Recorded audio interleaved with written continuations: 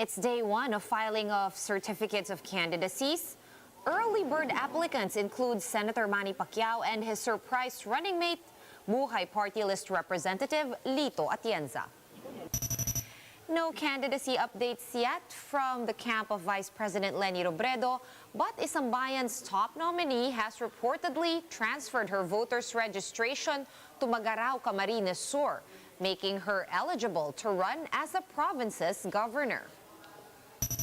The family of artist Jonson has appealed to the National Police to immediately release the victim's internal organs.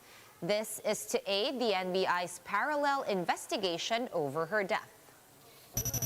And civilians with big personalities also joined today's COC filing. Let's get to know some of them later on in the show.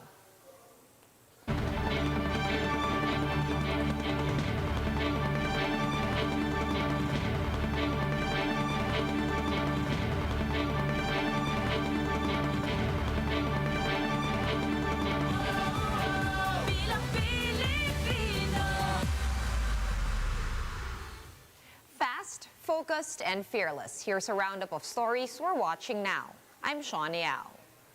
Election season has officially begun as aspirants for the national and local positions filed their certificates of candidacy. Patricia Mangune joins us live from Pasay City for the details. Pat, you've been there all day. Any, important things that you've taken note of that happened on this first day of COC filing?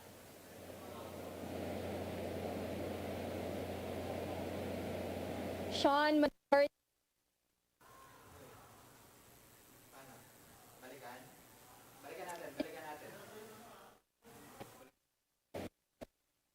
All right, the signal from there has also been spotty all day. We'll try to reestablish that connection with Patricia. In the meantime, let's move over to around 100 people having taken their oaths as new members of Aksyon Demokratiko Party. Party President Mayor Isko Moreno led the mass oath-taking ceremony. His running mate, Dr. Willie Ong, and senatorial bet Samira Gutok were also in attendance. Members of the Moreno-Ong volunteer group also took their oaths under Aksyon Demokratiko. Moreno says that the party is starting to grow as they start to welcome members from all over the country. Vice President Lenny Roberto has transferred her voter registration from Naga City to Magarao in Camarines Sur. This has been confirmed by her spokesman Barry Gutierrez and made upon the advice of Robredo's lawyers who wanted consistency with her residence. Gutierrez says Robredo's transfer of voter registration does not mean that she has already decided to run as Camarines Sur's governor. And 2 MMDA officials are resigning from their posts to run in next year's elections. General Manager Jojo Garcia says that he will seek office as a congressman of San Mateo Rizal's 3rd District. Assistant Secretary Celine Pialago, the agency's spokesperson, has also resigned in order to run for a Congress seat under the Malasakit Movement party list. In a statement, Pialago says she will push for standard benefits for barangay representatives and health workers. We'll be back with more stories after this quick break. Keep it here.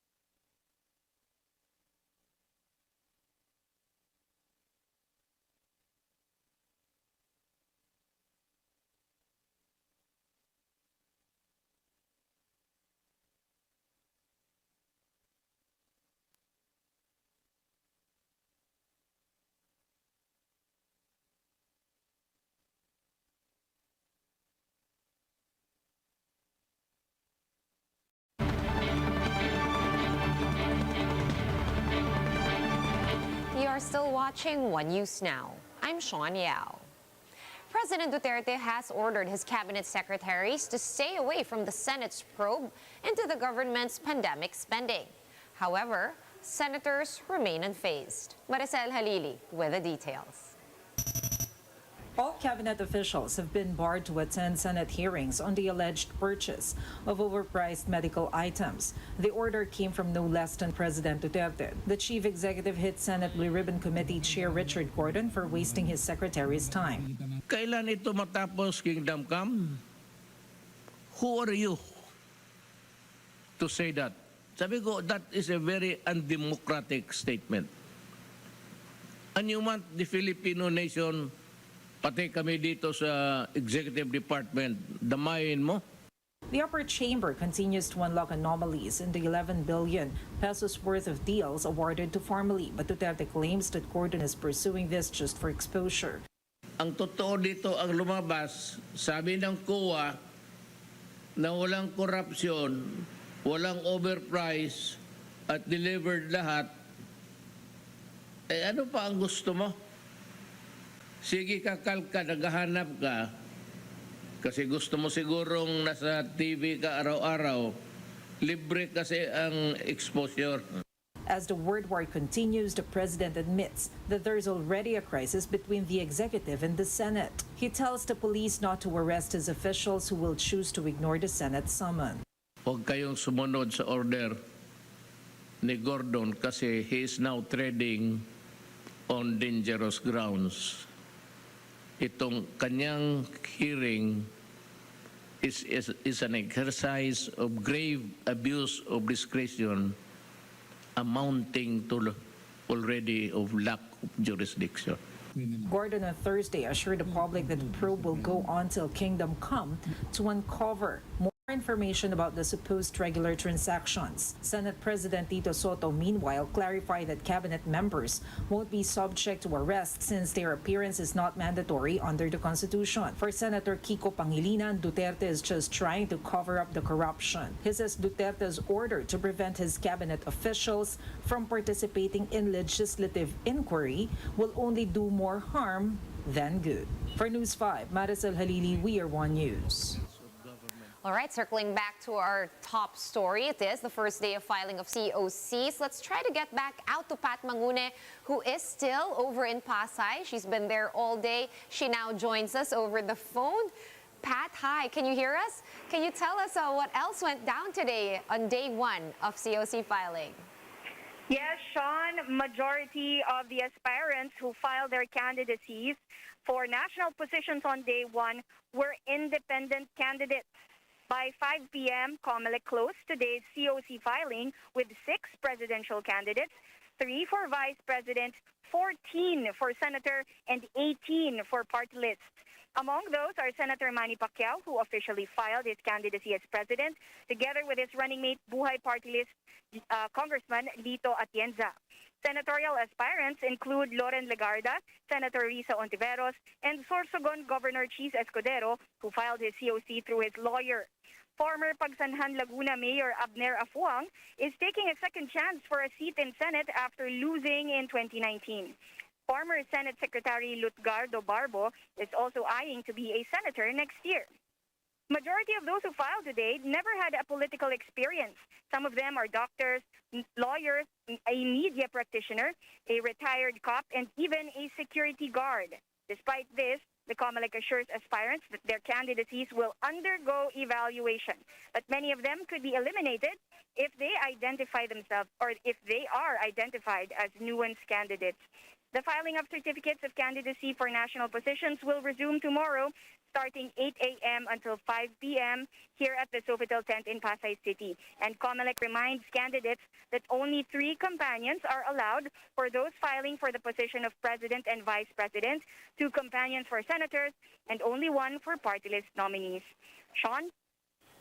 Thank you so much for that update. Patricia Mangune reporting to us live from Pasay City over the phone. Thank you, Pat.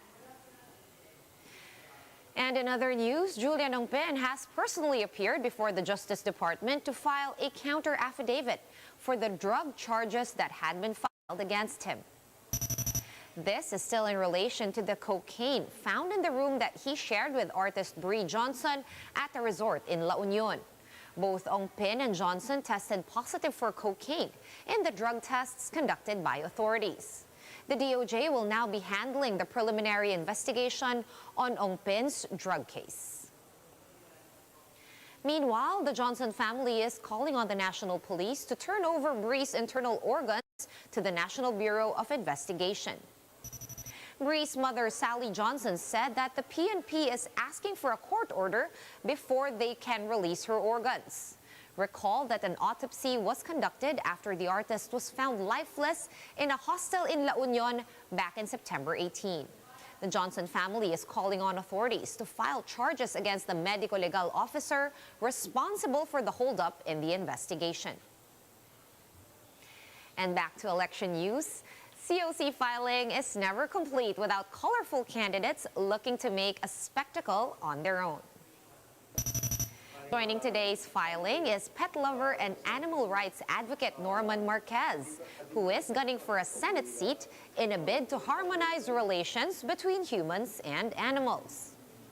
Another senatoriable, former Pagsanhan Laguna Mayor Abner Afuang, expressed anger over the Philippines being called a province of China in today's filing. Daniel Magtira, a perennial filer in the elections, also showed up to hand in his COC for senator. After claiming to be the husband of TV host Chris Aquino, Magtira is now claiming to be a member of the New People's Army or NPA. COVID? Totoo ba yung COVID? Ako, tatapatin ko na kayo.